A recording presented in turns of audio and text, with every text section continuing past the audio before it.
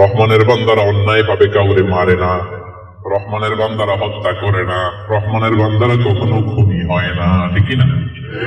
ওয়ালা ইয়াকতুলুনা আন-নাফস আল্লাতী হারামাল্লাহু ইল্লা বিল হক। খবরদার, রহমানের বান্দারা অন্যের রক্তে নিজের হাত রাঙায় না। Keep in your mind Malakar ভাইরা, অন্যের রক্তে নিজের হাত রাঙায় না।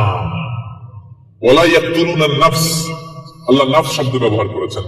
প্রাণ হত্যা করে না, মানুষকে মারে না রহমানের বান্দারা। কোন প্রাণ হত্যা করে না, মানুষকে মারে না, প্রাণ বিনাশ করে না। এর কারণ মানুষ সব বানাতে পারে, প্রাণ বানাতে পারে না। কথা বলেন, মানুষ কম্পিউটার বানাতে পারে, মানুষ রকেট বানাতে পারে, মানুষ প্লেন বানাতে পারে। মানুষ কি তার মতো আরেকটা মানুষ বানাতে পারে? যেটা আপনি পারেন না এটারে আপনি শেষ করবেন কেন?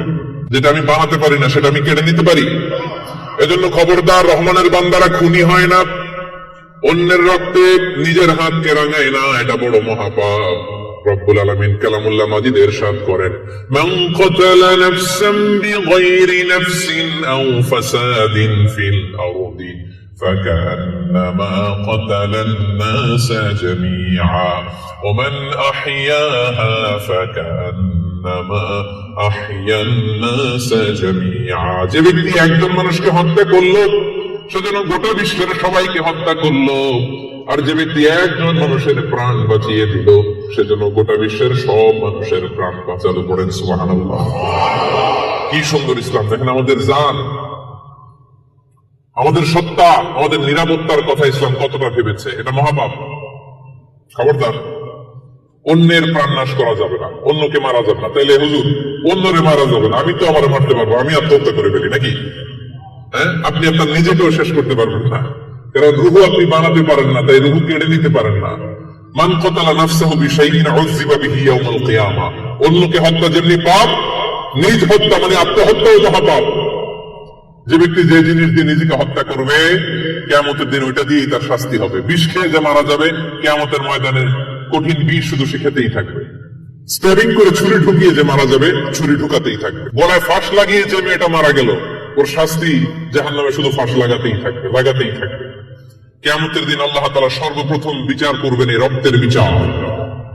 সর্বপ্রথম বিচার হবে কাবিলের। আউয়ালু মান সান্নাল কাতলা ফিল আরদ। যে কাবিল, আদম আলাইহিস সালামের যে সন্তান কাবিল, এই পৃথিবীতে হত্যার প্রচলন চালু করেছিল। এই পৃথিবীর প্রথম হত্যাকারী খুনিকে বলেন তো? কারে মারছিল? এজন্য পৃথিবীতে যত হত্যাকাণ্ড, ওই হত্যার একটা পার্সেন্টেজ গুনাহ ওর আমলনামায় আছে না নাই? কিয়ামতের দিন আল্লাহ দুইটা বিচার দিয়ে শুরু করবেন। হাক্কুল্লাহ, আল্লাহর হকের প্রথম বিচার হলো নামাজ, আর হাক্কুল ইবাদ, বান্দার হকের প্রথম বিচার হলো রক্তের বিচার। রক্তের বিচার, যতগুলো রক্তের বিচার দুনিয়াতে হয় না, আল্লাহ সেদিন করবেন। এই পৃথিবীতে গুম আছে না নাই?